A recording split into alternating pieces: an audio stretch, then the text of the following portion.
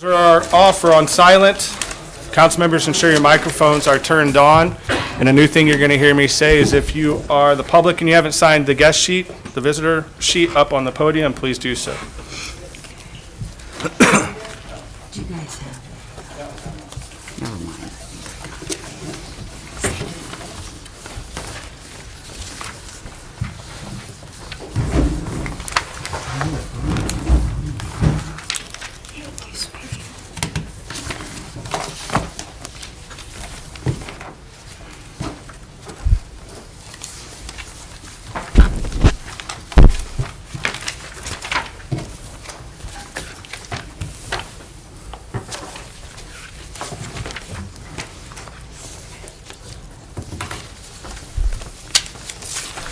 All right, today is January 23rd, 2022. Today is a regular legislative meeting of Barberton City Council. Before we begin the regular legislative meeting, we are going to hop into our individual committee meetings this evening. And first up is City Properties, Parks and Recreation with Mr. Jaber. Thank you, Mr. President. City Properties Park Recreation meeting January 23rd, 2001 at 6:02. All members are present, including myself as chair, Mr. Heidick and Mrs. Fry, and other guests also noted. We have no new request for legislation, but we do have one pending legislation, ordinance number 3-2023, presented by Mr. Jaber, myself, and Mr. Heidick, enters a contract with Toshiba Business Solutions. An ordinance authorizing the mayor to enter into a 5-year lease and to own contract with Toshiba Business Solutions as a city copy machine supplier and declaring an emergency. I think we spoke about this last couple of times. Any new questions or remarks on this? All right, seeing none. Open this up for miscellaneous discussion for committee members. Mrs. Fry? I just wanted to know what's going on with the skate park. I spoke to Mr. Patterson about it last week, and he said he's meeting with a few people, and he'll update us with that soon. But it hasn't progressed in anything over the last year at all. I thought it had. No. That's why I was asking. I heard a rumor, but you know how rumors are. Yeah, I haven't heard nothing. I haven't got no emails or calls or anything like that. Okay, thank you. Mr. Greer? Thank you, Chair. It's been a while. What was the last update for the skate park? They did testing on EPA testing, I believe. Am I correct? That was the last thing we heard was the testing. Phase 2? Yep. Phase 1, Phase 2 on Decker Park, the site. And that's it. Awesome, thank you. Thank you. Any other miscellaneous discussion? Audience, anybody? Nobody? All right. Motion to adjourn, please. I'll make that motion. I'll second it. All right, we are adjourned at 6:04, sir. With that, I pass. Thank you, Mr. Jaber. Next up is Thank Public you. Welfare and Safety with Mrs. Fry. Thank you, Mr. President. It is Monday, January 23rd. The time is 6:04. I am going to bring the Public Welfare and Safety Committee to order. All members of the committee are present, which is myself as chair, Mr. Griffin, and Mrs. Coburn. All other council members are present, as guest is noted on the sheet. There are no new requests for legislation for public welfare and safety, and there is also no pending legislation. I will open the floor for miscellaneous discussion if anybody has any questions regarding public welfare and safety. I have none. Hearing none, do I have a motion to adjourn? I'll make that motion. I'll second it, or whatever you need. I put them down first. And we are adjourned at 6:05. Shorter did. Okay. Thank you. Thank you, Mrs. Fry. Next up is Rules, Marketing, and Development with Mr. Griffin. Thank you, Mr. President. I would like to call to order this meeting today, January 23rd. We're meeting in council chambers. All members are present and all others are noted. Tonight, we have no requests for legislation, but we do have miscellaneous discussion. I think all council members got a list of the rule changes we have for council members. Did everyone get a chance to look at those? Okay, does anyone have any recommendations they want to make for those? any changes that's on there? Chair. Yes, Mr. Heidi. Thank you, Chair. I'll be the first to say there are a few I agree with, there are a few I disagree with, and there are a few I have questions. The first, Oh, sorry. Can we just start from the top, maybe, and go through each one? Would that be easier? Chair? If we, I'm sure. Yes. we're- Okay, Okay. okay. What's up? I thought so. Okay, the first one. Request personal electronic devices are not used during recess behind council fence in council chambers. Do we have any discussion for that one? I agree. I Agree.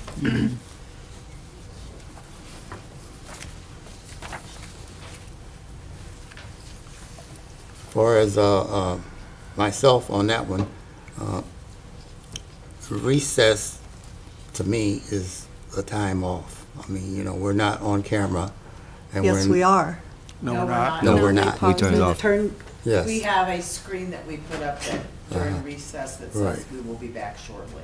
It Are the also mics takes away off? the mics, yep. There is no sound being transmitted either. When did that start? yeah, because you told us This we year. were before. We were Oh. Yeah. before, it just started, he put it up about this year, This year. a couple of meetings ago. It hasn't been long. Because that was the issue before, that we That were. corrected that issue. Right. Yeah, that's how we corrected It it. was when that was mounted, right? No, it was a couple weeks before it started. Oh, One of okay. the first meetings this year. We have a screen in the very beginning that says Barberton City Council. The live stream will begin shortly. When you guys go to your recess in between meetings, the stream comes up that says the live stream will resume shortly. That way I don't have to shut it down and bring it back up. It just puts a screen up there, and there is not sound being broadcast. It's dead silent. Correct. I spoke with legal to ensure that that was allowed, and since we're not in council, it is allowed. But that doesn't And- prevent photos being taken and things like that during that period. Sure, no. It doesn't prevent phone calls, it doesn't prevent anybody getting up out of their seat to use the restroom, it does, like, there's, Recess. it's recess. you Right. know? We're not in council, we're in recess. But with this, you can still step out, make a phone call, Sure. do what you need to do. It's recess. Okay. So we're gonna leave it, we're gonna add recess will be I think we allowed. should leave it. What are we gonna do? This will amend 305C, is it 305? 203, sorry, Order in Council C. It will amend number C subsection 1 to be rewritten to include that in there. We have a vote on it? We don't have to vote now. We don't have to vote No. now. It's a- We're it's just done in gonna put miscellaneous amendment. I would just say if everybody agrees to each Okay. one, then we can move As it, lo- move yeah. it forward.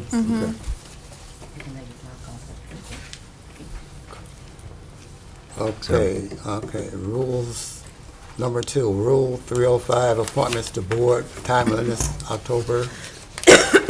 Any questions on that one?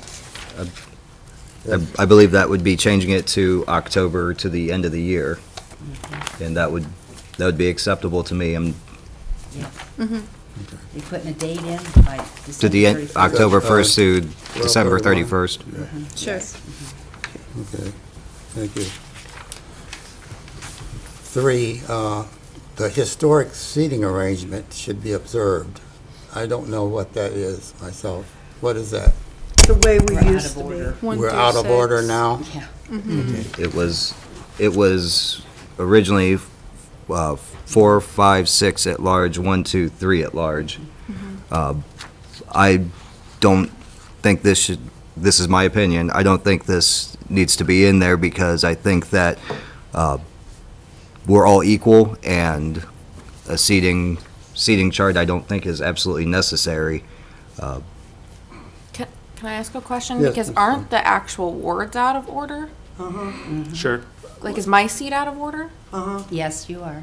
No, that's where one was. That's where one is. Oh, that's Was. what one was. Yeah. okay. It was Yeah, 1, 2, 1, 3 at 2, large, 3. 4, 5, 6 at large. And then that's how it was after, like, the ward seat shifted? Is that, It's always been that way. oh, okay. I would I like just- to say that this is not covered under the rules, and if we did add it into the rules, with it not being covered into the rules, it really just falls to the discretion of the president, how the seating arrangement is. Oh, okay. That's how it's all, that's what you're saying traditionally, or, I mean, where's that, historic seating? It's just kind of always been that way. Now, I would like to make a proposal. If we are going to be mismatched, maybe we, I don't know, maybe stagger odds and evens on one side. It really doesn't matter.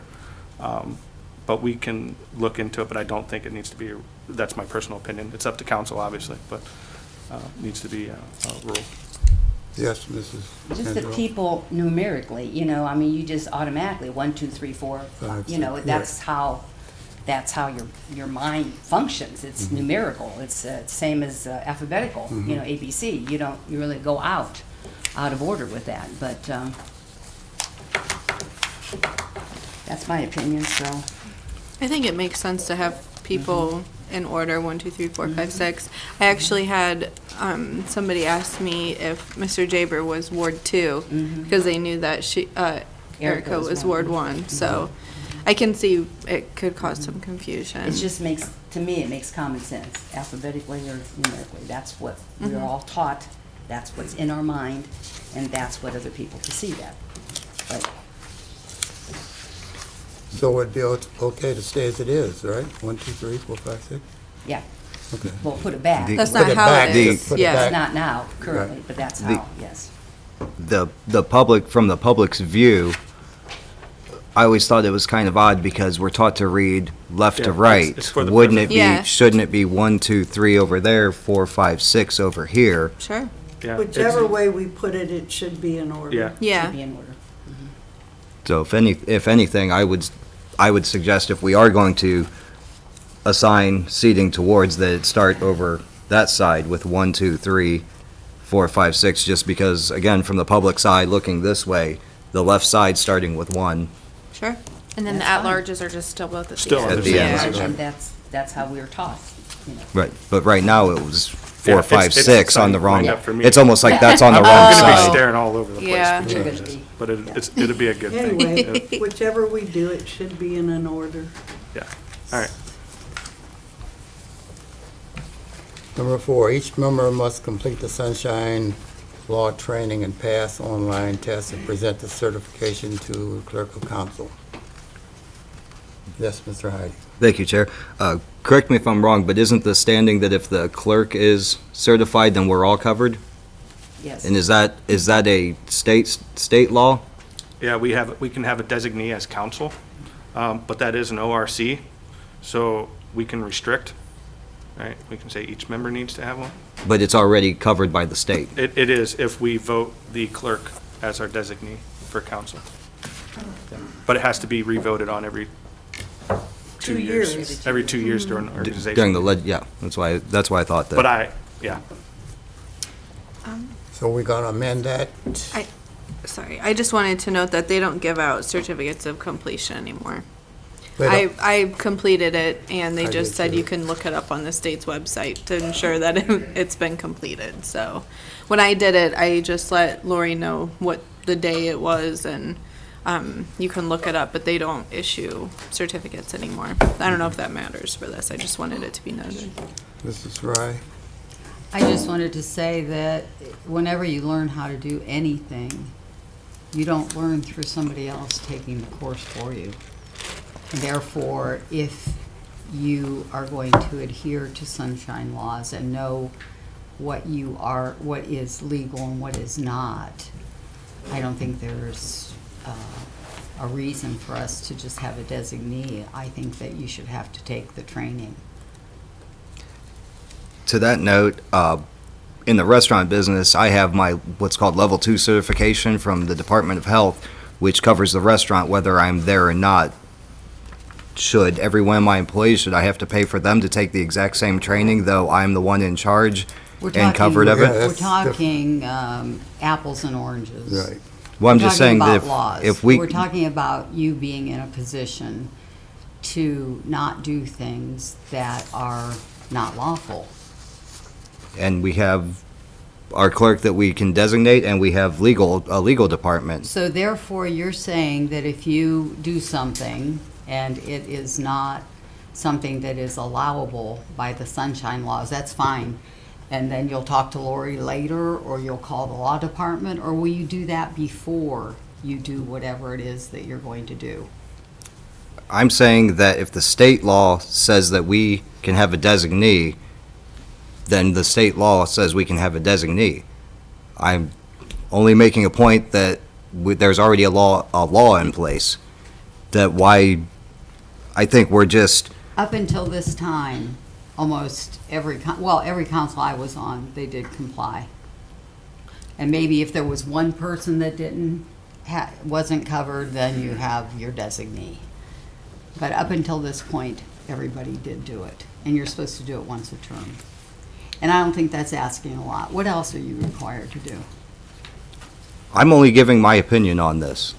And the fact that we have the options that the state allows us, I think furthering the state's rules, to me, just doesn't make sense. That's just my opinion on this. I think we should, my opinion is, Shorter. oh, I'm sorry. When was the law put in place for the state? I don't know. And we can look it up, but it's So a been, long it's been in place time. for a while. So, like the councils you had been on, it had been a rule of the council. It was never like a state. It was just like you're Yeah. gonna fill out your Okay. ethics. I didn't know if ethics it, paperwork. I didn't know if that just changed or something. to No, where it didn't was. just Oh, okay. change. Okay. It didn't just change. I don't know when the designee changed, when that came about, that you could have a designee. Mrs. Miller is raising her hand. Mrs. Miller? I certainly, the law does not require council members to attend any of the training. That is correct. I think what Mrs. Fry is talking about is that what normal people would think is required of them under public records law and what the law requires them under public records law are never the same. And so a new council person might violate public records law without meaning to do that.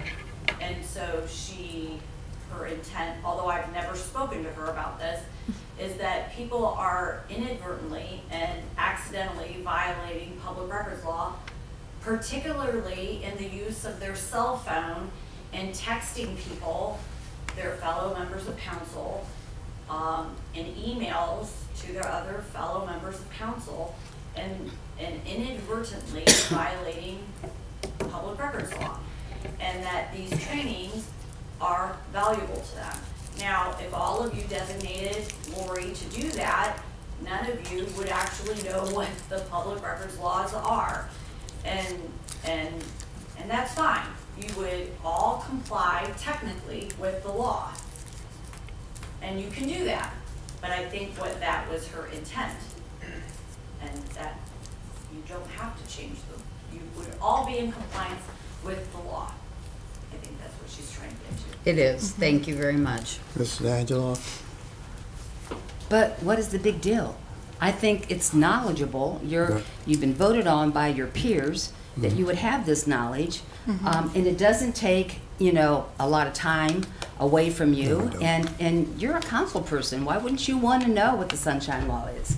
I know personally, why not learn as much as you can when you're on council, especially at the beginning of council, so you can understand that. I just don't, we have to put it in writing. Don't you want to do that? Don't you want to see what you can say and what you can't say and that type thing? I mean, you've been voted on by your peers to have that information. And really, I don't have any objection to it. Why not? What's the why not? Because you don't want to do the test, you don't want to take, why not? I just think that that's part of your obligation. It is personal, do what you want. I just think that's part of your obligation, and it doesn't hurt. And it's very knowledgeable, let me tell you. Chair. Yes, Mr. Heidi? Thank you, Chair. Director Miller, what are the consequences of inadvertently violating public records law? Like you gave the example of texting up here. What could someone suffer from that sort of behavior? Well, yeah, they're pretty vast. So, violations of the public records law involve, for the city, not you individually, we would be sued and we could get, fines and attorney's fees against the city for violations of, any employee's violations of public records law. So if a person requested a public record and we were found in violation of public records law, the person bringing the action could potentially get attorney's fees and we could get fined. So the attorney who brought the action and then the person who found the violation could get attorney's fees. Their attorneys could recover their fees and we could be fined. And typically most people aren't purposefully violating them. Typically, they are inadvertently violating them. My experience, I read the cases almost daily when they come out, they're reported, and my experience is that typically they are council members or boards of education, typically not full-time employees, although definitely full-time employees are in a different category. Police officers, confidential law enforcement, investigatory records, those are more clear exceptions. There's issues there, and there's issues with,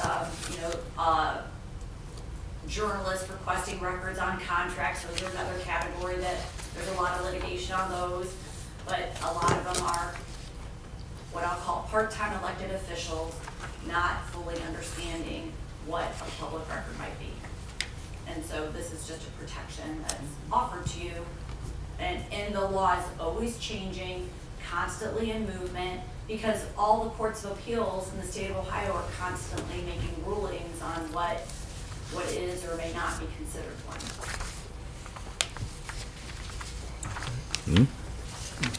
Yes, Mr. Just a reminder, I don't get a vote on this stuff, but as president, this does nothing negative to a person. It only is beneficial. Right, exactly. It is, like Mrs. Fry said, on the, I just have one little thing. go ahead. In addition to what Mrs. Miller said, the definition of a public record and what can be considered a public record, I think would shock you all. Yeah, And open your Absolutely. private cell phones up and to public scrutiny Yeah. and all that. I mean, I think that's where the protections come in. There's an old saying that says ignorance of the law is no excuse. And I think it would shock you to find out, yeah, I'll just whip out this on my personal cell phone. That could also make your personal cell phone open to public scrutiny in entirety. Just, I'm saying, to know the definition of a public record, it was educational to me, and I've dealt with the public for 32 years. Public records, and that's my opinion.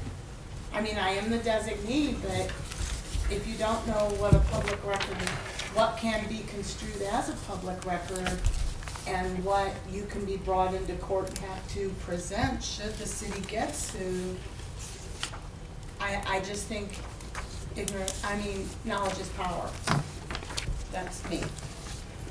I'm gonna sit in my hole now. Okay. Personally, I think we all should take the sunshine law. I took it. It only took one evening, one afternoon, or whatever, and I'm slow, and I did it, passed it, and got my certificate. It was no big deal to allow that time to do this, and I learned something. Yep. Instead of Lori's my designee or whatever, so I think it would be beneficial to comply. I do too. agree. Now, we're down here, number 5, phones should not be allowed. I think we're back to, that's in number 1, isn't it? Personal Yeah, electronic I think it's a devices. duplication. Just a duplication on that one. Number 6, nothing should be on the desk in front of you except the devices that was issued by the city and the paperwork we are discussing for the evening. Do we have any changes for that? Any discussion on that one? Like That's fine. drink? Oh, sorry. A drink? I Like see drinks? many drinks. So we have to specify that. You have to specify drinks only, or what's in the drink? I'm gonna have a, you got buy me a hat rack? But your hat rack? No?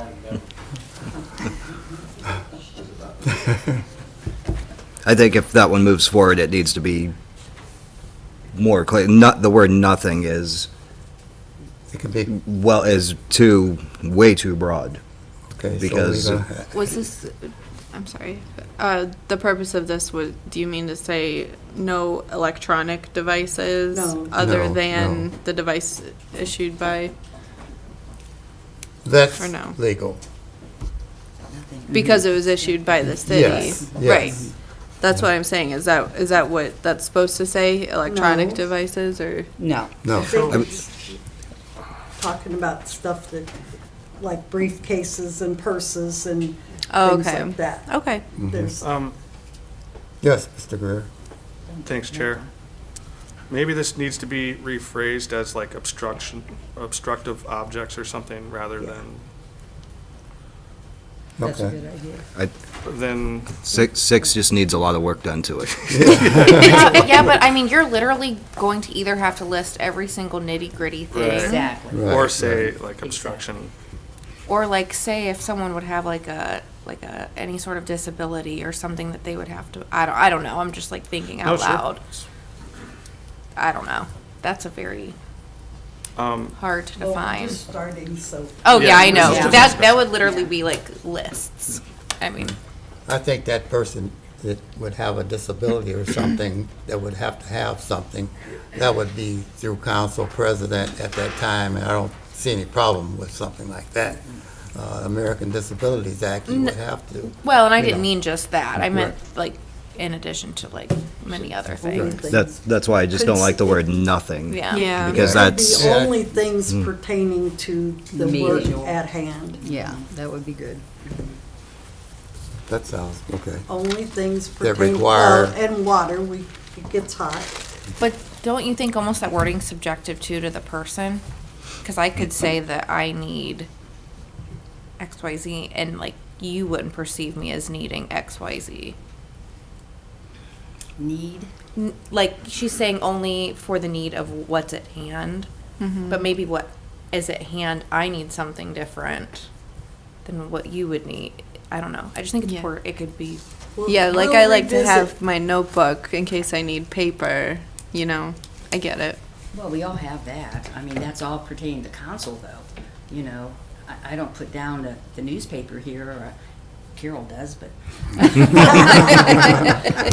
you know, I wouldn't bring my, another, TV. yeah, I wouldn't bring something like that, and, you know, anything pertaining to council or something of that sort, notes or anything like that, you know, let's just stop and think, we're a bunch of adults, you know? Right. Anything that's obstructing the view of other people or annoying other people, let's think about that, you know? I mean, a water bottle, it's not annoying anybody unless this one just popped, that one might be. But, you know, we're all adults, you know, just use common Common sense. sense would prevail, should prevail. Mm-hmm. But number 6 needs to be rewritten. so I think we would strike 6 for now and work on it. Okay, rewrite 6. Okay, number 7, when abstaining from a vote, the council member must explain why they are abstaining. Yes, sir. Thank you, Chair. Absolutely. Yes. Yep. Yes. Yep. We're here to vote, and if you abstain, there better be a really, really good reason.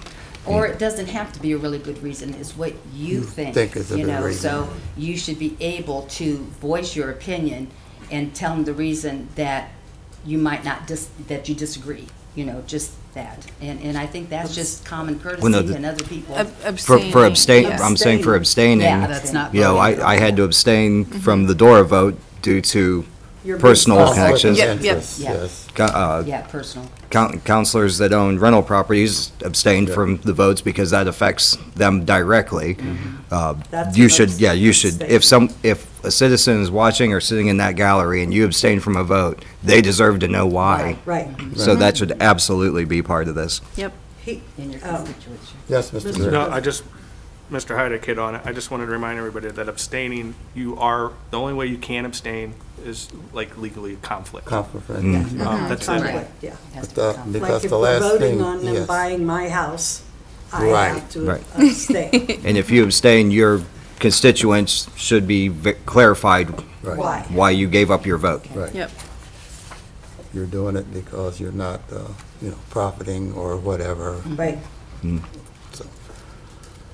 Number 8, although it is not our printed rules in the past, members explain why are they voting no on various legislation. We should continue to explain why we are voting no.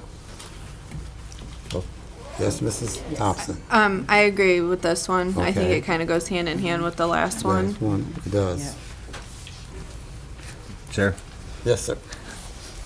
This is going to be unpopular, but I actually disagree with this one because I'd like to look at things in black and white, and if we should have to explain why we're voting no, should we not have to explain why we're voting yes? Because the purpose of voting no, you're informing people of why you're dissatisfied with something. Should you not have to explain why you are satisfied with something? That's kind of a devil's advocate way to look at it, I understand, but if you think constituents deserve to know why you said no, do we not think they deserve to know why we said yes? And again, that's just kind of two sides of the same coin. Yeah. When we've been in discussion in committees, we've already discussed all the pros. But when we come to a vote and 7 out of the 8 of us are voting yes, the reason for voting no Has already been put on. has not been presented to the public. So if you're voting no because, and you have a good reason, you should be able to say, I disagree with this because I think the voters should have a choice. Or I disagree with it because I'm voting no on this because I don't think this is the way we should go. I don't think we should be paying for the cars. Mr. Jabers has said no, and he's told us why. And we should do that. When the majority is voting yes, we've already discussed yes. And if we're going to vote no, we should tell them why we're voting no. If the majority's voting no and one of us is voting yes, then we should do the same there. Yeah. Has anybody ever gotten a call from one of your constituents asking why so-and-so voted no? Yep. Because I have, and I'd say, I have no idea. I don't know. It was discussion, you need to call them. I'll give them the name and the telephone number. Because it's your constituent saying, well, how's come Mr. Heidick voted no? I don't know why he voted no. You know, this is a public meeting, so I think, just as short, I don't agree with it, or, just so the other council people don't get calls and want to know why that person voted no. I don't like answering for other people, so. Yes, Mr. Thank you, sir. To Councilor Coburn's point, if it was discussed the pros in the committee, wouldn't the person voting no have also voiced their dissent in the committee? Not always. No, sometimes you don't even know. You don't know. You don't have a clue. Like I said, I'm not for or against this. It just, to me, I like more black and white, that if we're going to say you have to explain a vote, why is it only one side has to be explained? That's, again, it's Yeah. two sides of the same coin, but that's Yeah, a lot just. of times in committee, that person is listening and hoping somebody else is on their side and doesn't say anything. It happens. Oh, it happened. And then you're shocked when they say no, and it's like, why did they vote against that? We have no idea. Here's a good one. Should we explain no votes on everything in committee and Well, if we could discuss it in committee, the people would already know that you're prepared to say no. So, yeah, if we are open and honest in committee about it, then that would probably alleviate us needing to say no in the vote. That's okay. Mrs. And Fry? I don't know if everybody here remembers this, but when people used to vote no in previous councils, they always said, I will be voting no on this because yada, yada, Right, yada. right. So, And it was never really a big explanation. It No, was it's just, yeah. usually one or Just- two words. And it's courtesy to other members here and to your constituents and people in the galley, and, it's just. And I believe in all you don't that, get- it's You don't just. get a lot of no's, you get, Right. the yeses. And I do believe in all that, and the thing that makes me question it is, if it's in the rules, then it has to be done. So, if somebody votes no, that had already explained it in committee, they still have to say it And again. that's a different day. Sometimes it's a different day. So if you watched it yesterday or last Monday, and then they vote, we come to legislate, they vote no. If they didn't watch it last week or they're not familiar with it, then they're going to say, why'd they vote no? They could Because also they're not- ask why you voted yes, if they themselves as a citizen Yeah. opposed it. If they didn't see it the week before, they don't know why anybody would be for it because they didn't see the week before, but yet they personally opposed it. I just think that if you don't vote think no, it you needs should to be just a give an rule. explanation. That's, Yeah, I think it's just courtesy. I do too, and if I ever vote no, I do explain it. I But do too. to put it in the actual rules is where I kind of disagree with that. Yes, Mr. Greer. Thanks, Chair.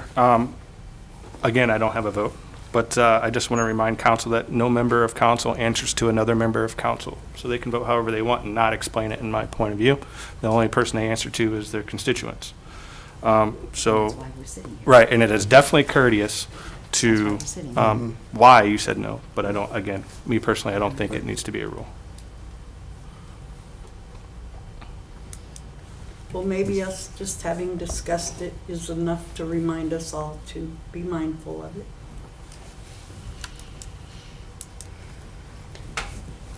Satisfied, Mr. Heidi? Just put a question mark. I like to keep Put the a question mark conversation. here. We'll Put go a on. question mark, we'll go Have on. lots of discussion. Okay, number 9, our rules state that members should wear professional business attire. The definition of professional business attire is that men should wear business suits if possible. However, blazers can be worn with dress slacks or nice khaki pants. Wearing a tie is a requirement for men in a business professional dress code. Sweaters work with a shirt and tie are an option as well. Women should wear business suits or skirt and blouse, or pants and blouse or sweater combinations. Do we have any, yes, Mrs.? I definitely agree to be professional. However, in my professional career, even the leader of these large multi-million-dollar organizations, the men don't wear ties every day. I think that clothing has progressed to where you can look very nice, very sharp, very put together, and not necessarily, I mean, yes, it'd be an option to wear a tie, but I don't think that should be a requirement to wear a tie. I think that should be an option. And I know, and it is generational too. I Yeah, totally yeah. understand what you're Very saying. much I get it. Yeah. I get it. I'm just saying what I've seen, so. Yes, Mr. Heidi? Times have changed. Thank you, Chair. Yes, Uh, tennis shoes. When it comes to being as particular as this, again, I like to play devil's advocate to keep conversations going. In the future, if somebody is elected to council and they have a job where they work in daycare, and they don't get off work until 5:45 here in Barberton, they may not have time to go home and change. And I can remember an instance where I demanded the rules be suspended because I had to come straight from my job in a kitchen where I'm wearing my greasy chef attire and smelling like seafood, onions, and probably drove Counselor Griffin nuts with it. But I ask this, when the rules were suspended because I had to get here, just straighten my work clothes, the council would have had full authority under rules like these to not waive the rule and basically tell me I couldn't vote that night. The reason I don't think we could have a rule this particular is because we would not do that to each other. We can't speak for future people. Could that be used as a weapon to rob somebody of a vote by a council? We like to think it wouldn't happen. We would not do that to each other. But that's not to say somebody in the future wouldn't. And I would rather safeguard against that being a weapon than to have a rule that, I mean, if this is what we're gonna do and look at something like this, in order to look somewhat professional and all that, we could, and I may be being facetious here, we could call the school board and ask for the dress code for students because they don't allow torn jeans and tank tops. I mean, that's really what we're trying to say is don't wear paint covered overalls. You know, that's kind of where I look at that, and I just don't agree that it should be this nailed down in this manner. I mean, it could be a little more general, it could be the school board's dress code for students, but I just remember that if the rule wouldn't have been waived as it sits now, I would have sat here powerless for anything and had my vote robbed. Again, I don't believe any of you would maliciously do that, and I wholeheartedly believe that was never even a thought in your heads, but it could have been a possibility. Mrs. Fry, I think you're next. I just want to say that the current rules, and nobody has ever missed a vote, nobody has been denied a vote. The current rules say dress in a professional manner. So, you don't have to go this far. Right. Yeah, But this agreed. is saying what a professional manner is. If you look up the definition of a professional manner. So, just leave it at professional manner and then let everybody determine what they think is professional. Mrs. Times have Rangel. changed, you know, Yes, and- blue jean on Fridays and, you know, that type thing. Times have changed, but we're not children here. Let's stop and think. We're adults. We can tell our children what to wear to school, what not to wear to school. But it's live broadcast, so people are watching you, and they see what you have on. It's just the respect. It's just, you know, you're an adult. If you think it's appropriate, not wearing a tie or not wearing this, not wearing that, and you think that's perfectly fine, then okay. But you have to realize, it's just not us sitting in here. You know, it's other people that are watching you. It's how you perceive yourself as that. So, and I know business casual now is khakis and a golf T-shirt or something of that sort. But remember where you're at and remember who you represent. Mrs. Thompson.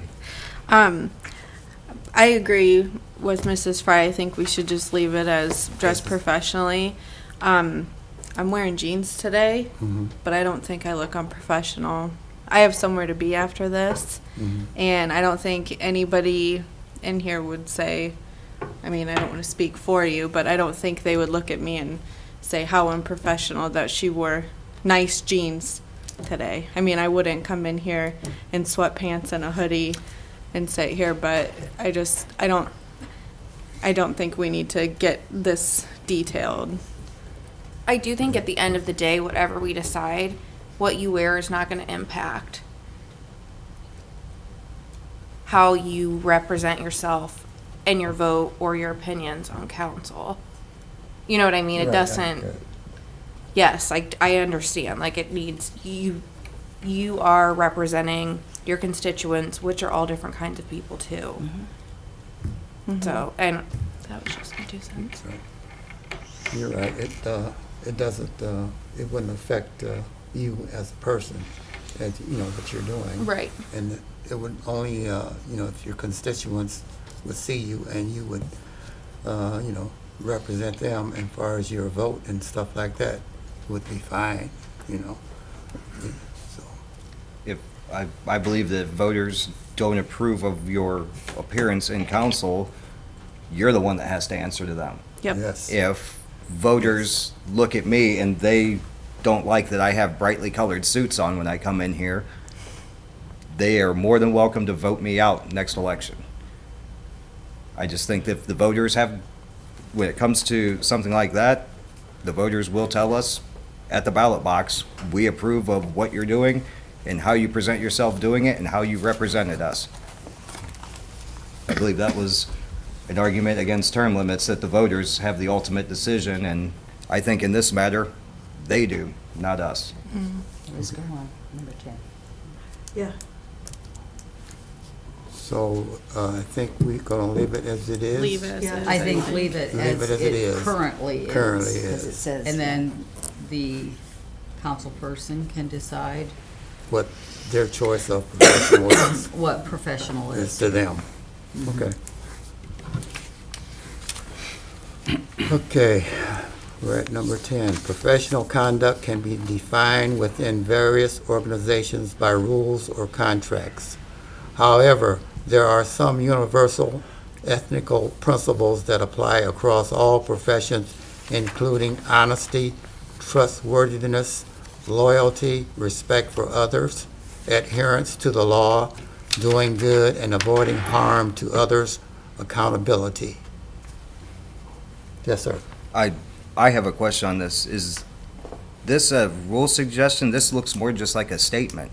Yeah. It is. It's a statement, but it is a statement saying what professional conduct is. But it does not have to be in the rules. And also, professional conduct is something that you agree to when you take the oath of office. Yeah. So, just a reminder what you're agreeing to. With this, it raises me with another question. Director Eisman, does the city have a code of ethics for its employees that's been adopted? Are we provided with a copy to the council, or are we, I'm using this word because I don't have any other words, are we above the code of conduct for city employees? I will have to double check, but I think council members may have signed that. Yes, Mrs. Fry. It would We be do have Yeah, I an don't employee remember. handbook, or We- the city has an employee handbook, which I have a copy of. I would have to get it out But and that's see. separate, the ethics is separate from the employee handbook. That's why when we look at council rules, this seems like it'd fall more under that code of ethics there than the actual rules of how we operate. Okay, let's move on. Yes. We'll revisit that, Good? You're right. please. Number 11, discipline. Well, this is Akron City Just Council another statement. instituted a progression for disciplining members, starting with private counseling, then a vote to censor or reprimand, and finally a public censor, which is a vote to censor that is recorded on paper. Additionally, a majority of council may vote to expel a member for bad behavior and leadership, or may remove members from committee chairmanships. Please refer to our council rule 208, page 11, on censor and conduct. Yes, Mr. Greer. Thank you, Chair. I do think that our censure language is a bit complicated. It should be more streamlined, in my opinion. One of the big things in here, we did take Akron City Council's censure out of kind of as an outline for Right, ours. right. They do things a lot different Yeah. than we do. They're, correct me if I'm wrong, but they're full-time? No. No? No. No. All right, well, they're a lot bigger than us. Right, yeah.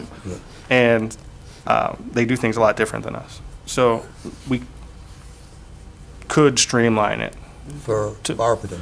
correct, to meet our things. This is just my recommendation, or thoughts about this is, if a motion to censure has happened, that we're kind of conflicting here in some of our rules, so we just need to look at these. If a motion to censure has happened, I feel that council should have the right to expel. Beyond that, currently it doesn't say that. Currently, we have to set up a hearing and do this whole big process, when a censure could just be a formality. It's a formal structure, so it is a little overcomplicated. Right. That could be streamlined for our needs, and as long as we fall within the law of censure, then we should streamline it and simplify it. Okay. Has anyone ever been censored? Does anyone ever remember that's been here? Not here, it happens weekly. I'm talking about far And as some other ones. Barberton Council, Camp 4 was back in the day. back out. Am I mistaken? Camp 4 back I don't in, think they censored him. Well, if it's not in the rules, you can't do it. Council. 60. Are you talking about the father? yeah. I think he got kicked off council for something. No. No. Well, that was No. Kent Yeah. State. Yeah. That was No. Kent State. That No, was and I don't something think else. Not that Albert, word that's censor Allen. ever was Think so. council censor. I don't think that was ever together. Not Allen. Oh, they did. I don't, I don't Yeah, believe no, that that was was- even I don't believe there was even a process. No. No. No, beforehand. never, no. So we need to visit that. We need to and- streamline our. Yeah, we have Simplify it a it's little bit. a whole page. Oh, in our yeah. Yeah, I book. know. We need Yeah, to it's- streamline. It's detailed. It's So number very- 12, Yeah, I don't think that would be a problem for us to streamline that down some. Well, I would I would like to have a little bit more discussion on that. Okay. Yes. Because the next time we meet, we need to be voting on this. Right. So we need to know how we simplify this. So if you wouldn't mind, I'd just go through the steps for the censure. Are you doing emergency reading on this, Mr.? no. No, it's we not- just- it's no, not we just that vote. legislation. Yeah, we just vote. Yeah, this is Right. just, This just is agree or Two-thirds disagree. majority. and we're not voting on this today. No. But we're gonna go over into February in our next legislative meeting, and we'll Yes. vote on it. So for censure hearing, says a member, this is number one, a member or presiding officer may ask council or another member to be censured. That's basically a motion. A majority of council must vote to hold a committee of the whole meeting for the censure. This is where I think it's a little overcomplicated. Yeah. So they have to have a whole nother meeting, it's a hearing, where one vote shall be taken, fail to reach a majority vote, and the end of this is the end of the discussion. So we have to have a whole new, we can't hold a committee of the whole meeting without notice, and we have to have a whole new process for that. So, Can't we just do what this says in number 11 and eliminate all that? yeah, well, we need to outline it if we want to have it. So the majority of council must hold a committee of the whole for number two might need to be struck out. I'd have to get with legal and see how that actually works. And then number three, following a majority vote to hold a committee of the whole meeting, you need to have a majority vote to even to hold this meeting. The accused member may defend themselves at the hearing. The accused member may choose to hire representation and may request a one-time continuance of the meeting to allow for retention of representation. C, the accusing member shall represent evidence supporting the censure. And D, all of the members may ask questions of both the accusing member and the accused member to determine if censure is appropriate. There has to be a better way Yeah. to simplify that. Exactly. So we'll have to go through that. Number four, at the conclusion of the meeting, all council members must vote by a 2/3 majority to find censure appropriate. Number five is, at the conclusion of the committee of the whole and following a vote to censure, members may find the original request for censure was unwarranted. Council may then vote for 2/3 majority to censure the accusing member for bringing an unwarranted claim. Wait, let me read that again. Council may then vote by a 2/3 majority to censure the accusing member for bringing an unwarranted claim of censure. It's a pity-patty match at this point. It turns into a said, she weird said. fight. Yeah, He said, she said. Yeah, Yeah. because if an accusing member fails to get the vote, then Right, the the other accused person- is now going to say, well, that was unwarranted. Now we're going to go through this whole motion again, Yeah, and. this time against the accusing member. Yeah, so actually, it's. So this Yeah. is why nobody would what's- motion to censor me Right. whenever I slip and swear and say bullshit or something like So they'll that. point a finger at you. See? The idea behind censuring is to expel the member for that meeting, which is a two-third vote. We have that in our rules already. But the rest of this just outlines how that process happens. So we just need to maybe not do a committee of the whole, maybe following that meeting, we hold a censure vote outside of the terms of committee of the whole or legislative meeting. We'll have to talk with council, but I just wanted to review that because it's a trial right now instead of a vote. Just so, but in everywhere else in here where it says that the presiding officer has the right to or can expel a member by 2/3 vote, it's that simple in everywhere else, and we got a whole page here. So maybe we just, We have 2 pages, right. front and back, we have Maybe- 2 pages. And Right. it could be 2 trials because Correct, yeah, the if- person if that's I'm- accusing gets If I'm accused. accused by Counselor Thompson and it doesn't pass, then I'm gonna say, well, she brought it unwarranted, so Yeah, we're gonna because then start the here whole goes thing another over whole again. process No. again. It's, So so, you censor her, she said Yeah. you censor Yep. her. it basically, it just We needs to be don't have fine. So I time just for wanted to that. go over, No. just cover that real fast, so everybody really, I know you guys all read it, but just publicly go over that process. She said we were adults. Oh, I heard what you said. Zero tolerance, they Zero. put that in school.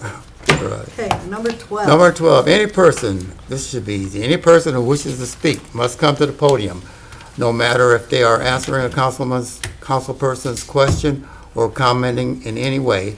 If city officials are not going to sit behind the rail, then they must come to the podium and utilize the microphone so it can be heard. I think we should do that. I think that's just courtesy. Because I noticed, I think it was last week, there were people talking that were sitting down, and I thought it was very unprofessional, and you should come to the mic or something. Yes, Mrs. Thompson. Thank you. I don't think it's necessarily unprofessional personally, but I do know, because I do watch the video back, when I'm, kind of going back through so I can relay things to people. It's really hard to hear on the video when anybody in the gallery is speaking. And I like how this is worded, how it says if city officials are not going to sit behind the rail, like back here, like they used to, because if they're sitting here, the mics will pick up on that. So, Stand up too. yeah, but they're right here and the mics are right here. So, I think it's easy for those who are watching online and just so everybody can hear because it does project to everybody else as well. So, I think this is a good idea. Okay. That's good. Chair. Yes, Mr. Hardy. Thank you, Chair. I originally sat down and had a conversation with Director Eisman about this, and it looks like a good idea, but there's going to be times when it becomes disruptive. I'm going to pick on Director Flaker because I just looked at him. If one of us asks a question that he may not have the answer directly in front of him, I was going to say Director Shreve. Oh, wait, there he is. When we ask him about a street report Yeah. that he gets to us that night or the next morning, is he going to have to come up to the podium just to say, I don't have that piece of paper in front of me, but I can get it to you in the morning? It just seems like at certain points it might become tedious just for someone to say, I don't keep this on me at all times. I mean, the mayor came up, what was that, with one of the street engineering things that was about this thick for one street? Do you carry all those around with you? No, you got stronger back than I do. But I think that What, in a practical way, this sounds good, but it could become disruptive, especially during committee meetings. Now, if a director does have a point, or a department head has a point, then yes, they should, because it does hear more clear, and it is more professional. But if a department head doesn't exactly have that information, at their ready, then they're gonna come up here just to say, I can get to you after the meeting or tonight when I get down to my office? Well, this says if they wish to speak. But if they're asked a question, then they have to. That if they're Right. answering a question. But I've noticed two people trying to talk at the same time, and then I've noticed somebody asking questions to the other person at about the same time. And so, to me, it's, Yeah. it would be better for a person to come to the mic and specifically answer the question, and when Mr. Heidick or whoever is talking, ask them, when they get done, they sit down. That's my take of it. Than sitting back in the corner or something, and then I don't know who they are, and they don't sign in or something, and, I can't write it down, who that person is. Yes, Mrs. Are you more or less referring to people that are in the gallery and they have a question? Yes. And they shout something out, rather than the department heads? I think that's what he's Yeah, Yes. really alluding Yeah. to, Yes. rather than to say anybody that asks a question. And I agree that it would be nice if they got up, because you don't, don't know. sometimes you can't even see who's talking, really. And I think you would be able to better hear and maybe analyze what they're saying. So would this be if citizens, Visitors. I'm sorry, Visitors. visitors? Yes, Mr. Greer? Thanks, Chair. I just wanted to point out that, in general, we have had issues not being able, you'll see minutes, it'll say inaudible, because we can't even pick it up when we're doing the minutes. It's up to you guys how you do this. However, that is an issue that the clerk has had in the past, frequently, and she says it all the time to me. They need to get up and come up to the mic if they're going to be making a statement, because Yeah. it'll say inaudible. Works as well. Oh, yeah, we So do. I'm just bringing that up, that point. We can hear them a lot of times and see them, but as far as us collecting or doing the minutes and the audio recordings that we legally do, sometimes it's muffled or no audio. Leave it in there. I have people calling me as well, because of where the camera's mounted, they don't know who's speaking back there to Right. answer the question. And sitting here, I have a remote that I could back it up and they could see them talk. Well, we'll just have to come up, I just want to, we'll have to come up with some form of balance for that. Because it is unrealistic. No, I don't have that report to come walk all the way up. Right. Yeah. And then go all the way back. And usually it's followed up by another question. When can you get it or something? Yeah, Right. come all the way back. But then you also have, sometimes it goes on and on with one question after another, and then you'll have two people talking in the gallery to each other. But anyway, we need to Number 13. clarify that. Yeah, 13, all visitors, no matter if they're speaking before council or not, must sign in the visitors law. Absolutely. Yep. Yeah. If nothing else, God forbid something happens, there's a record of somebody being here. I think that's very just.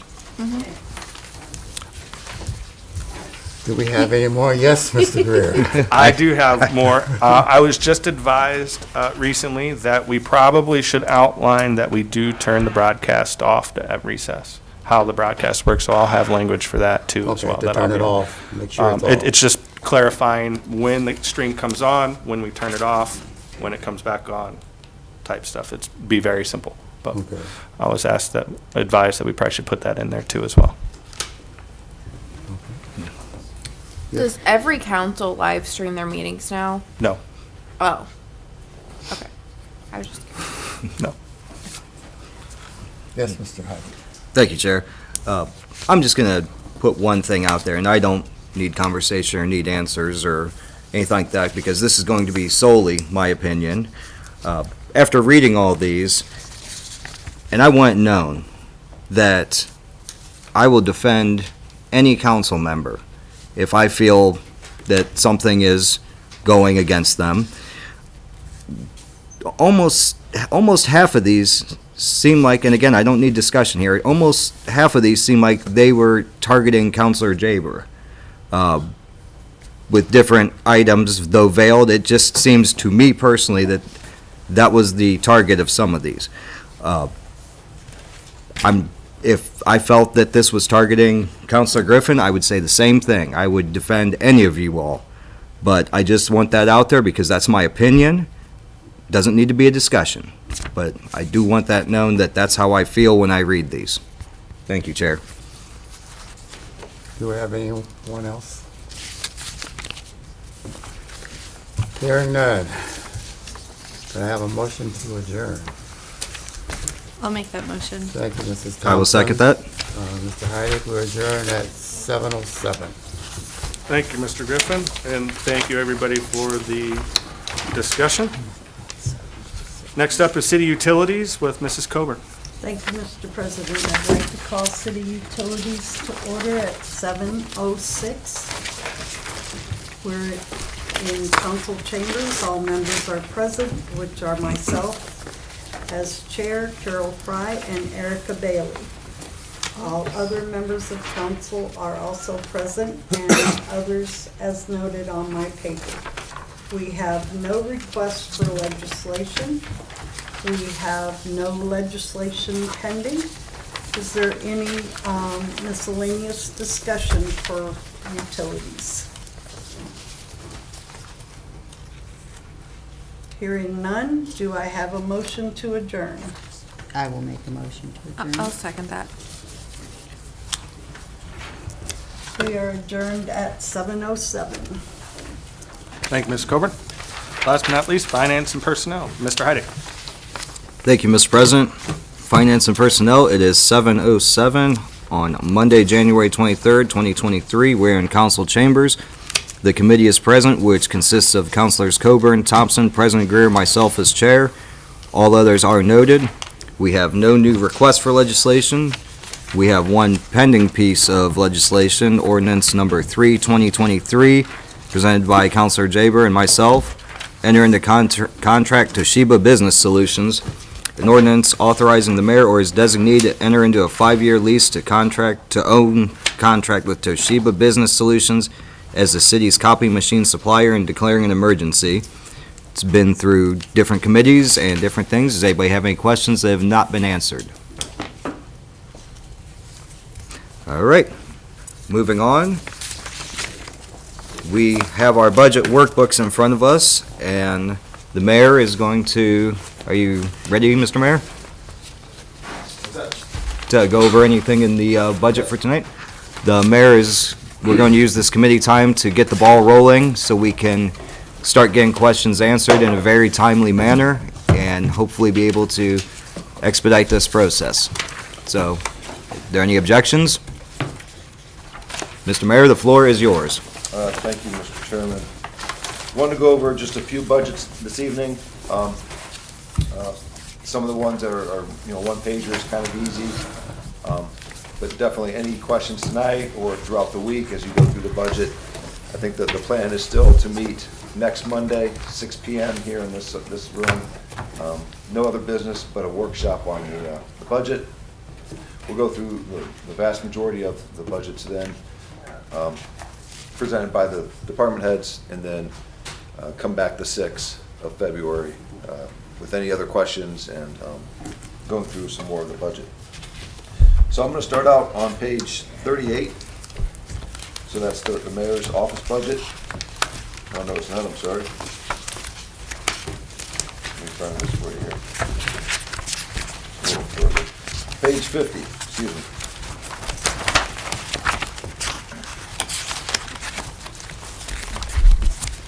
$50 under which tab? Oh, I'm sorry, tab 4. Thank you. It's only 10 tabs there. And all Yeah, so under the mayor's office budget, a little bit of an increase from the budget from last year. We tried to fill a position in the office last year. The individual applied for the job, went through 2 interviews, came in and signed their HR paperwork, and then never showed up. So wanted to keep that position budgeted in here. It's much needed, but wanted to kind of give you that backstory of why it wasn't filled last year. Under personnel services, that's where that's at. health and life insurance, OPERS, workers' comp, it's all kind of standard. Under the operation and maintenance, $3,000 for training and travel. A lot of organizations are starting to open up again, coming out of COVID. Some opened up last year, more trainings and different things, so kind of anticipating that that's going to continue. So wanted to have some money in the budget to go on to some trainings that may come up. So professional services, there's some, between that and memberships, there's some organizations that we belong to. Mayor's Association of Starks, Summit, and Portage County, also Northeast Ohio Mayor's Association, and a few others, so that kind of covers that, as well as some others that we look at here. Telephone, copier lease, office supplies, so just kind of your standard. We're seeing increases across the board, so when you look at the budget, understand that there are increases across the board. So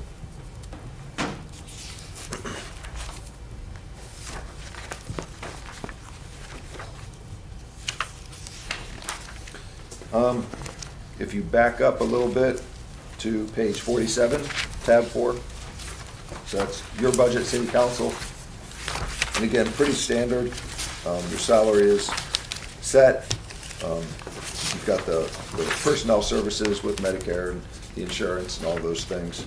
Pretty standard. And then same thing, training and travel, codified ordinances that have to be updated every year, office supplies, things of that nature. So no real big surprises there.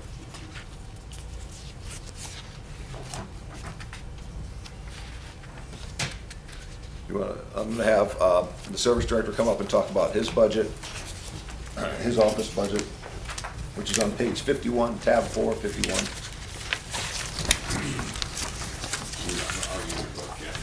I'm going to cover, I think, 3 of them tonight. So service director, building maintenance, and IT. So we'll start off on page 51, tab 4. So personnel services at the top, salaries, health insurance, Medicare, PRS, all of that typical stuff.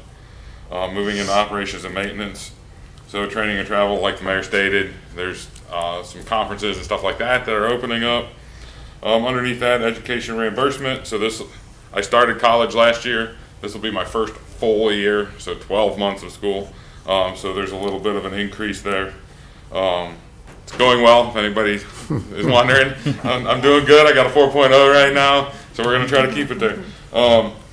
So then burials are all the indigent burials that we do. So that is reimbursable. So we cut the check, write the check. Most of those funds come back. So that's a reimbursing fund. Telephone, general advertising, those are for legal ads, stuff like that. Memberships, AWWA, OTCO, stuff like different organizations that we belong to. Office supplies are all our copy paper, printer paper, ink, pens, stuff like that. And then gasoline, diesel, and oil you'll see went up. So we added a handyman in the building now. So we've got somebody that is going to be doing regular maintenance inside the building. So he will be driving, so we're going to look at probably depreciating a vehicle down here. So there's going to be an increase in gas and oil, and some of that will come out of the service budget.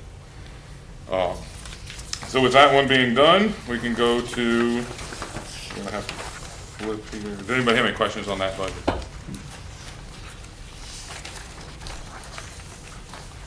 I believe it's page 57 is the Information Systems Department. So I spoke with one of our IT managers earlier today. So salary and wages, just like with the other 2 budgets we went over, those pay our personnel services, healthcare, PRS, workers' comp, training and travel. We have a couple of guys that work in-house here that like to be up to date on softwares and different services that are offered by our software companies. So the training and travel is for that. Computer network support services That is any type of IT function that they need support outside. So I know we've got a scanner in the building department that has a $40 fee that allows us to use cloud type storage. Repair and maintenance, trying to think, I'm gonna touch on that one just because that one there is an increase. I spoke with Nick earlier today. The reason for part of that increase is we have to migrate our email service to a cloud-based system. So Outlook is changing the way our email service works. So there's gonna be an increase in cost there. And they're going to also be adding a switch to our server, which in IT speak, I'm sure Justin understands what that is, but I don't entirely understand what a switch is. But it sounds like it's an integral part to our servers. So, and the rest of those are necessary services, Roadrunner, minor equipment replacement and repair. That is replacement of computers, monitors, printers. Yes, Carol? This is going back to your saying that we do have a maintenance guy in the building now? Yes. Where is his salary going to come from, or is it? So his salary is split up into several different departments. Okay. I mean, I want to say it's sanitation, building maintenance, which is general fund, water, sewer.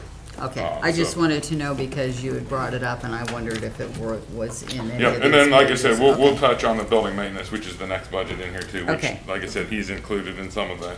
Thank you. So as far as IT goes, does anybody have any questions on that? Just a question again, following Mrs. Fry's question. What is his salary? Do you know his salary? So he's a handyman. I do not know what the salary is off the top of my head, but we Mayor, can do you definitely know? get that. Not off the top of my head, but he's gonna be doing a lot of things downtown, not just this building. So over at Lake Anna and then downtown as well.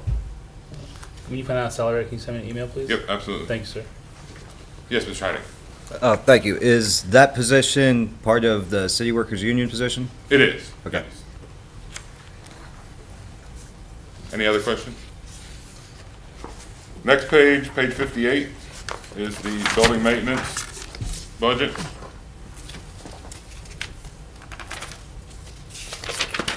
So with that being said, down to operations and maintenance, janitorial services, those are our cleaning company. We've been contracted with them for several years. We just signed a new 5-year contract just this past year with them. Window cleaning, same thing. Same company's been doing it for a while. They do a good job. But their cost is built into that budget. Going down through here, trying to see if there's anything that jumps out, anybody has any questions. The rest of these are all annual staples to our budget that typically come from our building maintenance. There's no major increases until you get down to the repair and maintenance supplies. So that one, as you can see, went from 10,000 last year to 80,000 this year. We're looking at replacement of the boiler system in the basement. So that's something that we've been repairing, and we keep pushing off and we keep pushing off, and it's going to come to a head. And so we've got some quotes, some prices, so we've got it in the budget this year to replace that and then that'll, with the roof replacement and the boiler replacement, that'll make this building whole when it's all said and done. Are there any questions? Carol? I just wanted to point out that we're no longer doing the Magical Theater building and repair, and the entry is still on there, but we don't even own the building So anymore. no, there's a zero budget there. Right, Yep. yeah, but I just wanted to clarify that. Yes. Thank you, Director. With the boiler system, is the court kicking in any funds for that, or is it solely us? It hasn't been discussed in that entirety yet. Thank you. Yes, President. Thanks, Director. Office space lease, what are we leasing? So With the that building department? office space lease is the finance Okay. building. Any other questions? What's the timeline on the roof? So I'm going to I say refer to Mr. Tedecki, because he actually has been in contact with them. I believe the materials are procured, we're just waiting on some weather, but The roof schedule, the materials are in for the roof. We need 50-degree and warming temperatures in order to successfully put the roofing materials down. So spring-ish. Okay, thank you. Thank you. yes, Counselor Jaber. Any of this budget affecting the new building we purchased, the building next door to us? None of this budget is going, I mean, it's not going to affect that budget, or that building, no. Are we using anything from this budget for that building right now? For any kind of maintenance or any kind of handyman work? Is any of this budget going to affect that Well, building? this budget, so I guess you're speaking the annex building, the Mason's Plaza? Yes, the one we just purchased. Yes, so this will, and if there are any expenses over there, it'll be included in this budget. Have we started any kind of work over there, or construction, or clean outs, or any kind of stuff? We have secured the building so that it will survive through winter and are going to maintain it when something arises, but I'm not sure what you're referring to as far as. No construction, nothing's been There has done. not been any construction or improvements or anything like that started in that building. But we are taking care of it, like handyman stuff, if you gotta go over there. Yes, if something arises in the building, I mean, we've secured the doors, we've changed the locks. The previous owners have vacated all of their equipment, and we will maintain it as necessary. Yes, sir. Thank you. Yep.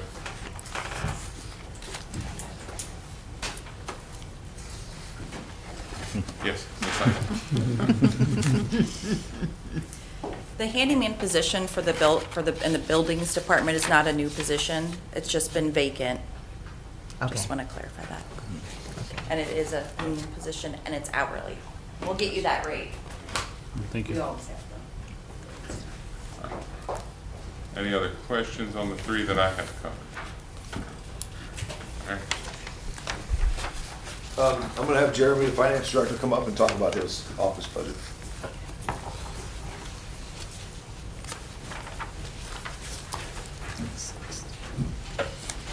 All right, the finance department's office budget is on page 53.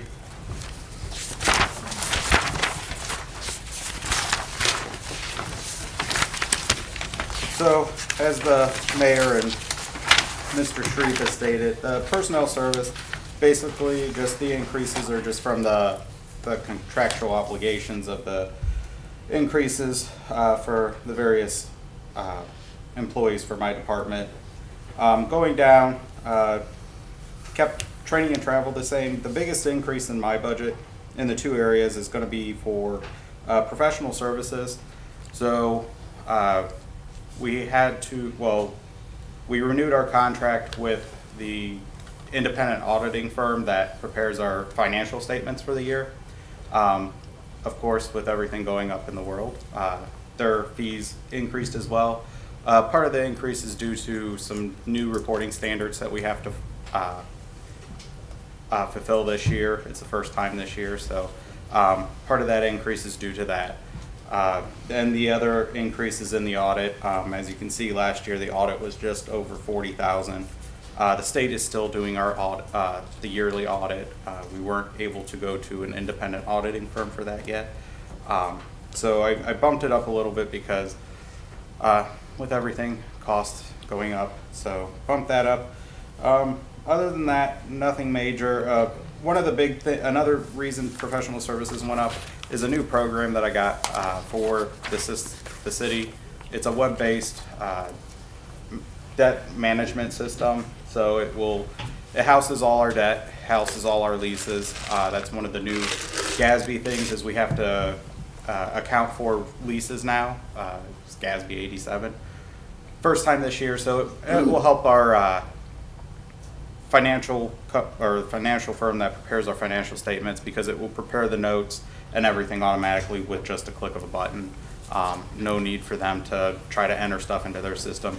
We can just export all the data easily now. So all our leases that we need to report are in this system. All our debt service is all in this system. Web-based, So if a need arises to where we have to work from home, we're not stuck to having the file stuck here on a drive here at work.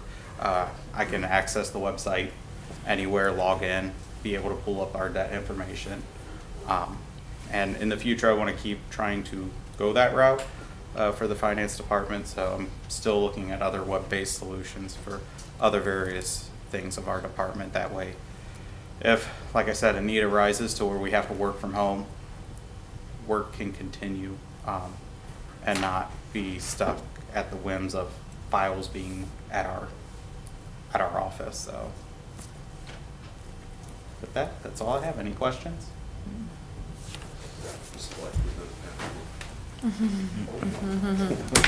That's all we had for today. We weren't sure how long the discussion on rules were going to go, so just wanted to give you a few of the smaller budgets, throw those out there. Obviously, you just got your books, so didn't anticipate too many questions, but please review this over the next week. During the week, if there's any questions, as I've done in the past, you email me, come in with a question. I'll prepare the answer, give it to the council member, and/or wait until council reconvenes on Monday and then just let everybody know. Typically, if there's one question about an issue, there's multiple people with the same or similar question. So, but if you have any questions over the week, please reach out, and that's all I have. Thank you, Mr. Mayor. I'd like to remind council as well to, as you're perusing it, to email the mayor. Last year, Mayor, there was a font you used that drove us up the wall. Please don't use that again. And also, Mr. Mayor, through the week, if you feel that there's some big change that should be highlighted, if you could email the council and just kind of, because if that could be a question that you could answer right away. You know, I know you said there's AMATS projects coming up, so I'm sure there's going to be something different majorly this year versus last year. So if there's anything you can think of that's you want to highlight, feel free to email us as well. Thank you. All right, for miscellaneous discussion, is there any from the committee? From the body? From the gallery? Since this is finance and personnel, Pete, you want to stand up there, and I want to congratulate you publicly. I appreciate that, Councilman.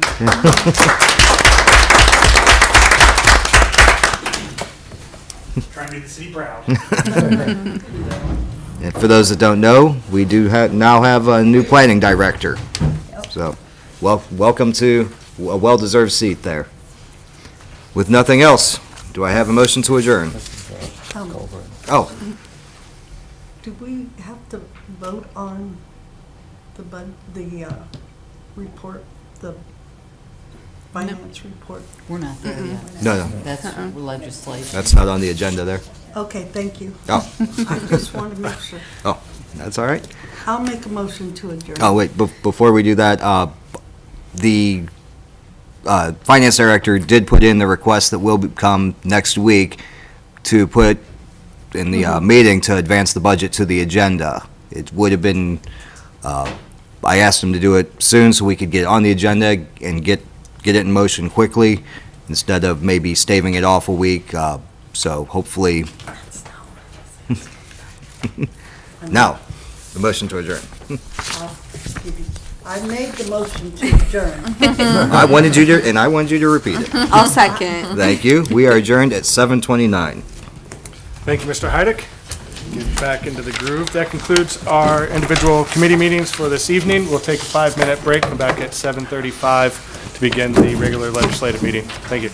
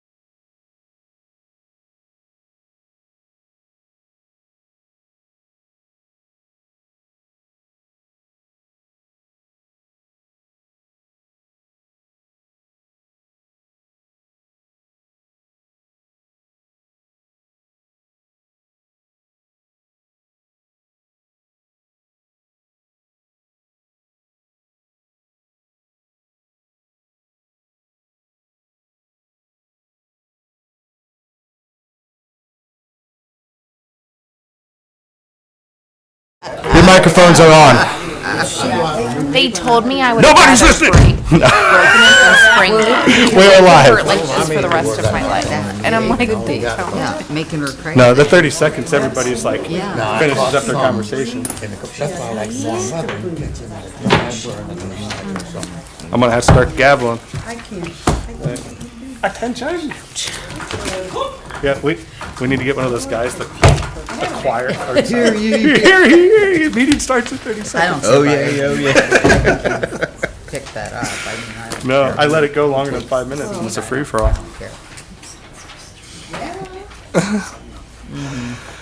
All right, this is a regular legislative meeting of Barberton City Council. Today is Monday, January 23rd, 2023. Please stand for the Pledge of Allegiance, followed by invocation by Mrs. Thompson. I pledge allegiance To the flag of the United States of America and to the republic for which it stands, one nation, under God, indivisible, with liberty and justice for all. Heavenly Father, we ask for your guidance, wisdom, and support this evening to help us engage in meaningful discussion and make decisions based on what is best for the community.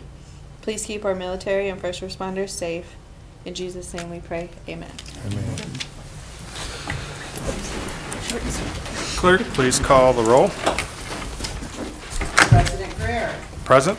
Mr. Heidick, Here. Mrs. Thompson, Here. Mrs. Bailey, Here. Mrs. Angela, Here. Mr. Griffin, Here. Mr. Jaber, Here. Mrs. Coburn, Here. Mrs. Frost. Here. Thank you. Approval of the minutes. Approval of the minutes of the regular legislative meeting held on Monday, January 9th, 2023. Mr. Heidick? Thank you, Mr. President. I move to approve the minutes of the regular legislative meeting held on Monday, January 9th, 2023. Thank you. Is there a second? Mrs. Thompson? Thank you, Mr. President. I'd like to second Mr. Heidick's motion to approve the minutes from Monday, January 9th, 2023. Thank you. It was moved by Mr. Heidick and seconded by Mrs. Thompson to approve the minutes of the regular legislative meeting held on Monday, January 9th, 2023, as presented. Are there any remarks? All those in favor signify by saying aye. Aye. Opposed? Minutes are adopted. Acceptance of the Finance Department report for the month of December 2022 as presented. Mr. Heidick? Thank you, Mr. President. I move to accept the Finance Department report for the month of December 2022 as presented. Thank you. Mrs. Coburn? Thank you, Mr. President. I'd like to second that motion on acceptance of the finance report. Thank you. It was moved by Mr. Heidick and seconded by Mrs. Coburn to accept the finance report for the month of December 2022 as presented. Are there any remarks? All those in favor signify by saying aye. Aye. Opposed? Finance report is adopted. Petitions and claims. We have none. Matters requested. They've all been dispersed. Citizens addressing council. I don't think there was any. All right. First reading of ordinances and resolution. Resolution number 2-2023, presented by Mrs. Thompson. Title, Various Types of Businesses Moratorium. A resolution imposing a moratorium on the issuing of zoning permits until an adoption of the new City of Barberton zoning code for used car lots, mini warehouse, limited indoor storage, and dollar stores within the City of Barberton, with the exception of permitting mini warehouses within industrial use I-1, I-2, I-3, or I-U zoning districts, and declaring an emergency. Motion to suspend. Mrs. Thompson. Thank you, Mr. President. I move that the rule is required by Section 5.10 of the Barberton City Charter be suspended. Thank you. Mrs. Angela? Thank you, Mr. President. I will second that motion for suspension. Thank you. A motion was made by Mrs. Thompson and seconded by Mrs. Angeloff to suspend the rule as required by Section 5.10 of the Barberton City Charter. Are there any remarks? Mr. Heidick. Thank you, Mr. President. The moratorium went into effect last year. The first reading was November 8th of 2021 and was permitted 3 readings. This needs to go 3 readings because we are barring businesses from opening. A business that saw that we did not issue this again or even consider it in November or December of last year could have been doing due diligence and saw that we would not have time to do 3 readings before January 31st. I don't know what happened in the discussions with the development code, with the company doing it, but if we realized in October that this would not be completed before January 31st, it's my contention we should ask for it sooner. If we did know that it was not going to be complete, or somewhere along the line, we either knew it wasn't going to be completed by January 31st, and we should ask for it sooner, or the company handling it should have had it done by January 31st and didn't. One way or the other, it was allotted 3 readings once. I believe it should be allotted 3 readings again. The fact that the company was unaware, possibly, of a moratorium is not the fault of that company. Their job is to revamp this. We knew it was in place. Whether they knew it is immaterial. So I oppose tonight's suspension. I oppose tonight's vote. And I do believe it should go 3 readings. If it does go 3 readings, and in that small window, some company is permitted to, that's not the fault of the resolution, it's the fault of the timing of it. Thank you. Mrs. Angela? Like I said last week, that was brought to the attention of Mrs. Carr, myself, and Mrs. Miller, December 15th. That was brought to our attention. So that's when the ordinance was done. I didn't go to the November PC meeting.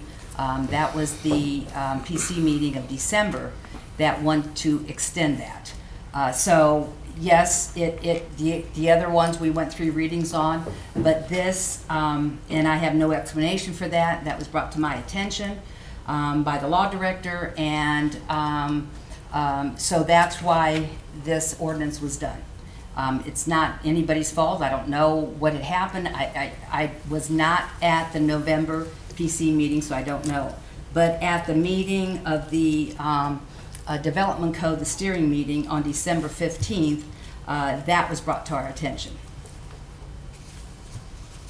So Mrs. Miller's here. No, she's gone. Are there any other remarks? Mr. Jaber? Thank you, Mr. Greer. I'm piggyback after Mr. Heidick, and I do have a business owner who does want to put a storage unit on State Street, and he was waiting for this to be done so he can start moving forward with this. And since this is not moved forward, and since it's on pause again, he is looking at other cities to move his business to. And I hate to see him lose another chance to put a storage unit in the city of Barberton, and he is also another business owner. He has another business in Barberton, and I would like to see him staying in Barberton. Ms. Angeloff? Wait 1 second. Has he applied? No, because he hasn't applied Okay, because so of this. he hasn't. So you're just saying that he hasn't applied No, to because the of planning this. department? Because of this. Because right now it's still in effect, correct? Correct. So he has not applied But he hasn't. because it's still in effect. Okay. He was waiting, like I stated. And he knew that it was going to end January 31st, 2023? Yes, ma'am. Okay. But he had not applied? No, not yet, since he's waiting until it expired. Well, if he knew it was going to expire, he could have probably filled out an application prior to that.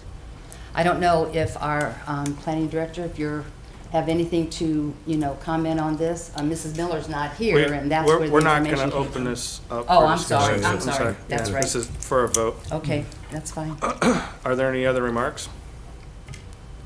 Clerk, please call the roll on suspension.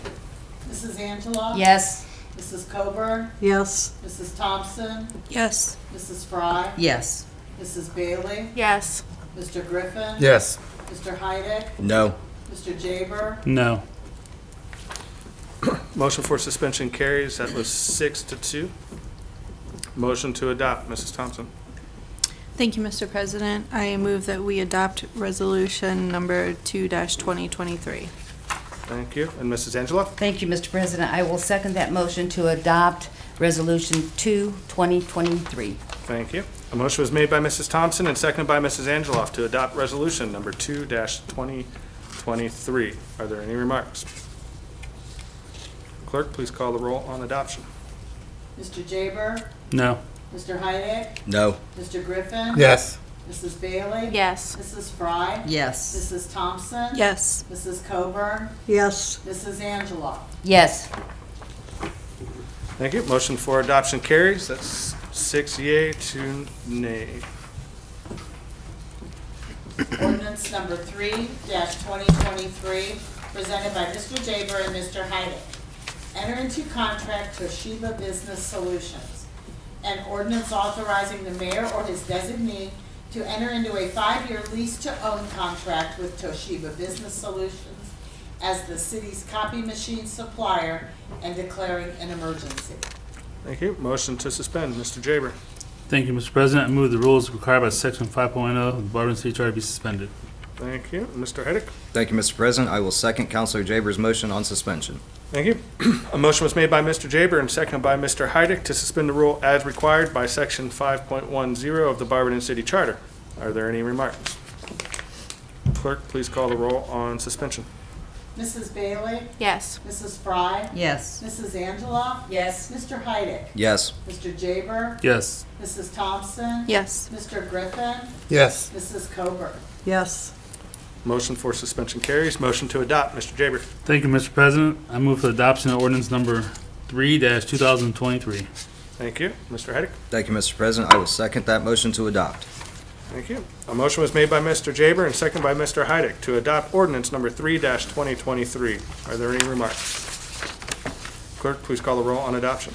Mrs. Coburn? Yes. Mr. Griffin? Yes. Mrs. Thompson? Yes. Mr. Jaber? Yes. Mr. Heidick? Yes. Mrs. Angela? Yes. Mrs. Fry? Yes. Mrs. Bailey? Yes. Motion for adoption carries. Ordinance number 4-2023, presented by Mrs. Angela. Title, enter into contract GPD Group Incorporated. An ordinance authorizing the mayor to enter into contract with the GPD Group Incorporated, GPD, for general professional engineering services, including but not limited to permissive and residential street resurfacing programs, infrastructure improvement design, management, street crack sealing, street stripping, and miscellaneous engineering management services, and declaring an emergency. Thank you. Motion to suspend, Mrs. Angela. Thank you, Mr. President. I move that the rule as required by Section 5.10 of the Barberton City Charter be suspended. Thank you. Mrs. Bailey. Thank you, Mr. President. I'd like to second Mrs. Angeloff's motion on suspension. Thank you. Motion was made by Mrs. Angeloff and seconded by Mrs. Bailey to suspend the rule as required by Section 5.10 of the Barberton City Charter. Are there any remarks? Clerk, please call the roll on suspension. Mr. Jaber? Yes. Mrs. Thompson? Yes. Mrs. Fry? Yes. Mrs. Coburn? Yes. Mr. Heidick? Yes. Mrs. Bailey? Yes. Mrs. Angela? Yes. Mr. Griffin? Yes. Motion for suspension carries. Motion to adopt, Mrs. Angela. Thank you, Mr. President. I move for the adoption of ordinance number 4-2023. Thank you. Mrs. Bailey. Thank you, Mr. President. I would like to second Mrs. Angeloff's motion on adoption. Thank you. A motion was made by Mrs. Angeloff and seconded by Mrs. Bailey to adopt ordinance number 4-2023. Are there any remarks? Clerk, please call the roll on adoption. Mr. Griffin? Yes. Mrs. Angela? Yes. Mrs. Bailey? Yes. Mr. Heidick? Yes. Mrs. Coburn? Yes. Mrs. Fry? Yes. Mrs. Thompson? Yes. Mr. Jaber? Yes. Motion for adoption carries. This ends the first reading. Second reading of ordinances and resolutions. There are none. Third reading of ordinances and resolutions. There are none. Thank you. Miscellaneous and unfinished business. I just want to say that there's no meeting, well, no official meeting next week. However, we do have our work session here in council chambers at 6 p.m. So be sure to bring your budget book. And this will be streamed for those that can't make it. If you can't, then you can teleconference in too as well. I have nothing else. Is there anything from the body? Mr. Heidick? Thank you, Mr. President. During the Rules Committee, when we had discussion on all those rules, I want to thank everybody on council. That was about as civil as I've seen with our discussions. And I know a lot of the times I can be a royal pain in the ass when I bring things up, but we did well. Thank you all. Is there anything else from the body? Mrs. Thompson? Thank you. I just wanted to remind everybody, which I'm sure the mayor will as well, that Change for Change is this Friday at Angie's support. I know, but it's a cause close to the heart, so I just wanted to remind everybody. So that's all that I have. Thank you, Mrs. Thompson. Where's that at? I'm sorry? Angie's. Angie's. Is there anything else from the body? Mr. Jaber? Also want to, if we can't, take a moment of silence for the 10 victims in California that passed over the weekend. And if you can't take a moment of silence, please, for those guys. Thank you.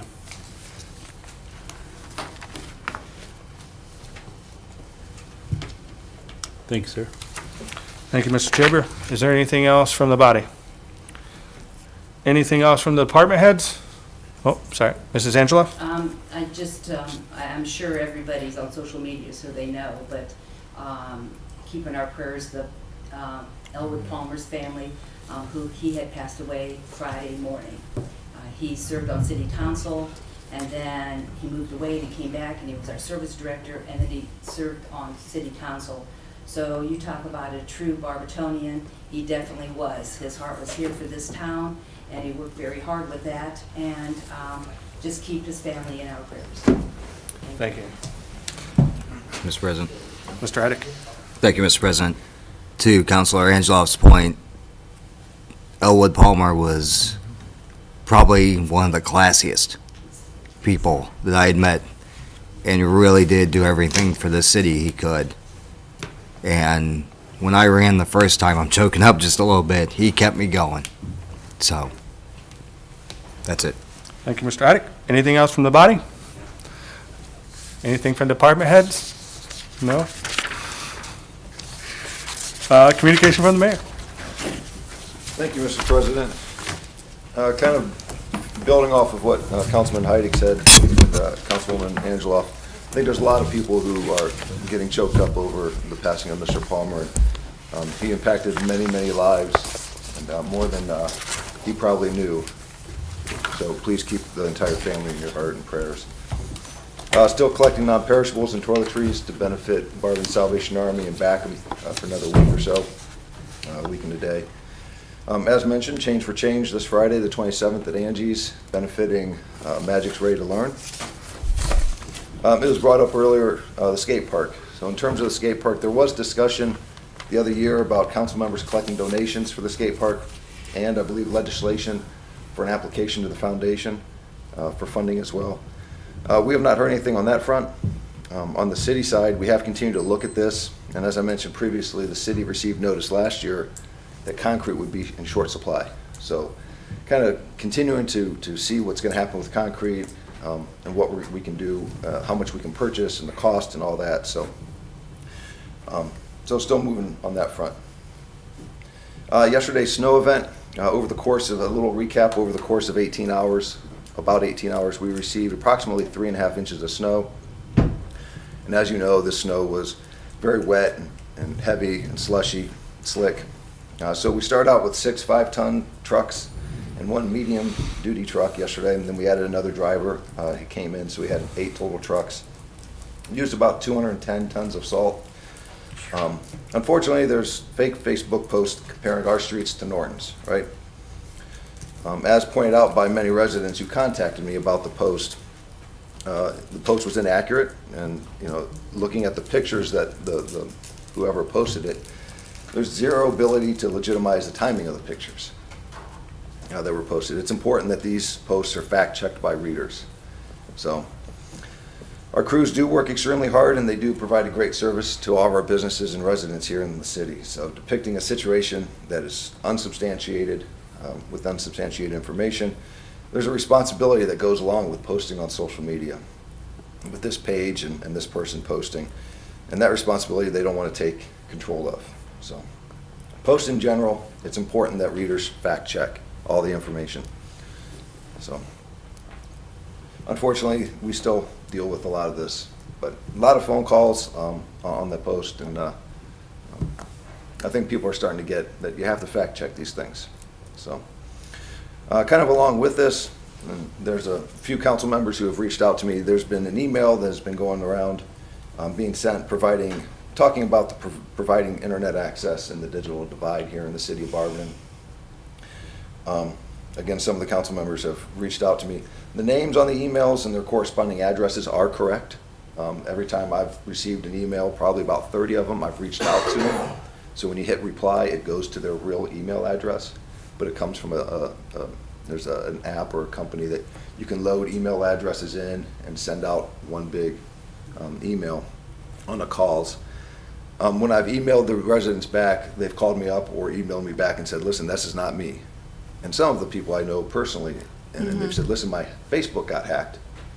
And so their name and their address at the bottom of the email is true, but they did not send it. So if you get any of those emails, please let me know. It's all, again, fake information. And so I'm glad that I was able to reach out to those residents, and they did respond and say that it wasn't them. So in terms of internet access and the expansion of fiber, still working with the county, and they're doing all the legwork, getting contractors, getting ISP providers, getting companies to build out the infrastructure. So that's still moving forward, and we have some meetings here in the next few weeks. So definitely more on that front as well. As we talked earlier, the 23 budget's been distributed, and we've gone over the tentative plan for the next couple weeks. Again, if you have any questions, please reach out. I'm pleased to announce that we will be starting a Mayor's Youth Advisory Council.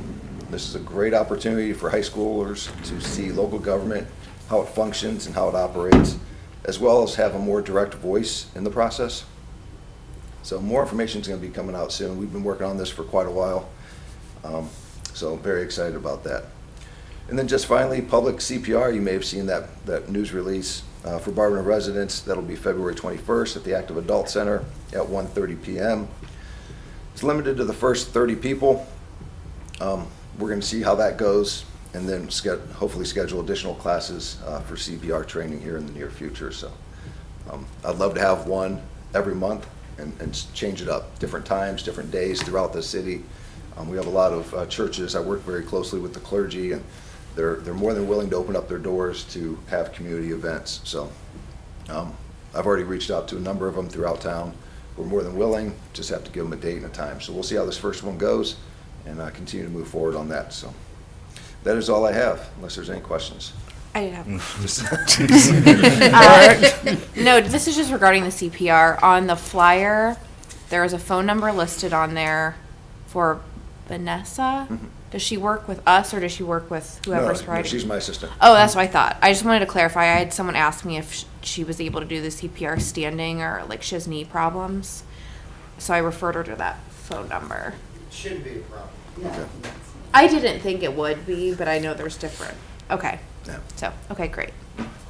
I've been getting several people contacted me about Eastern Road, and it's almost unnavigable right now, and I'm just, do we have anything in the future for that road? I mean, it's... Yeah, that's a tough one. That's a tough one. Because we own a portion of I it. know. New Franklin owns a portion of it, and then a portion is Coventry, which is overseen by the county.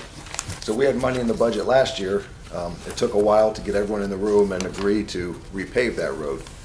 And then there's money in the budget last year to pave it, and it didn't happen. So not of any of our faults. So that's still in the budget. And anticipate this year, we're ready to go.